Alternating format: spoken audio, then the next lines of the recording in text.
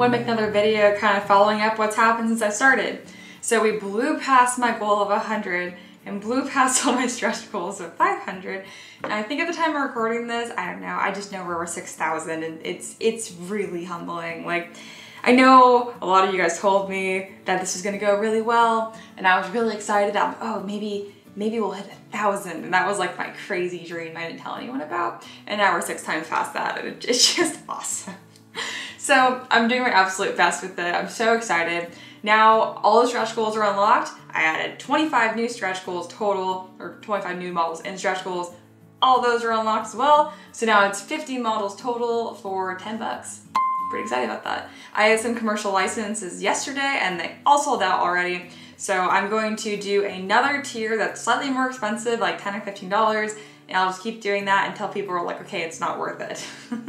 I don't want to just open it up to everyone because I want the early birds to have some sort of incentive. And I also don't want there to be like 1,000 people. You know what, if there's 1,000 people that's selling around the world, it probably doesn't matter. A lot of you guys are international actually, so you're probably not even be competing with each other. And I know even more if you do it locally anyways, it's not a big deal, but I know if it was me, I'd be like, the less people selling, the better. So I'm trying to respect that as much as I can. And yeah, I've done test prints. So I only have 3 PLA prints, I have a lot more resin prints. I have 3 anycubic photons, only 1 Ender 5, so this print's a lot faster, and I forget about my Ender 5 sometimes. I'm gonna do close-up pictures for all my resin prints because it best shows what the model looks like. And then for my PLA print, they look really good, but I'm still learning my Ender 5. So one side, you probably can't tell, but this side of the model is really smooth.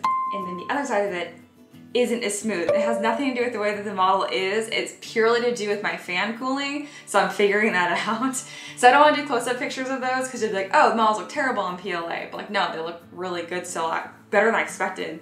You just gotta know your printer. I'm actually printing a calibration cat right now so I can figure out how to do my fan cooling. That's just how you know FDM printing is. But yeah, I'll have all these close-ups of these ones coming up today. These are all the casual poses. I have one spider action pose, but it's not too different from the casual because spiders, you know, what else can you really do other than like raise a leg and kind of move them around? But that's most of my updates for this. I just want to say a huge thank you and that I'm working through stretch goals as best I can. The reason I'm not adding more stretch goals is because my deadline is the end of July. That's why I said I'm going to deliver the STLs and then the end of August for the prints.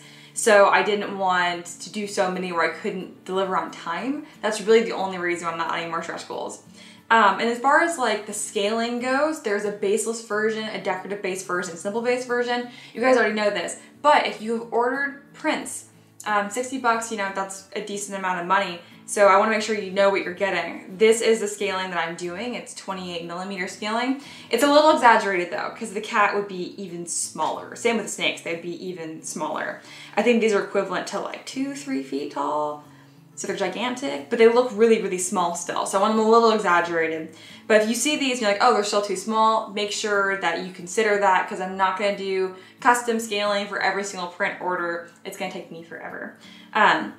You guys know 3D printing, they have really small imperfections on them as well probably, but honestly, a lot of them are pretty much supportless when they're printed this small, so they're gonna be really minor and they'll cover up with paint as well. I don't wanna put too much primer on them because then when you go to paint it, you're gonna fill in all the details there are. So if it looks a little rough or speckled, don't worry about it, it's gonna cover with paint and it's gonna look fantastic. Those are all my updates. Again, I know I said like 5 times, but thank you. This is amazing. I have another Kickstarter that I'm planning for October. And then I have that's gonna be a smaller one, not 50 models, but still a really cheap price point. And then I'm gonna have a big one coming out for December. Really excited about that one. That'll be like 50 model Kickstarter. So yeah, thank you guys so much, and till next time.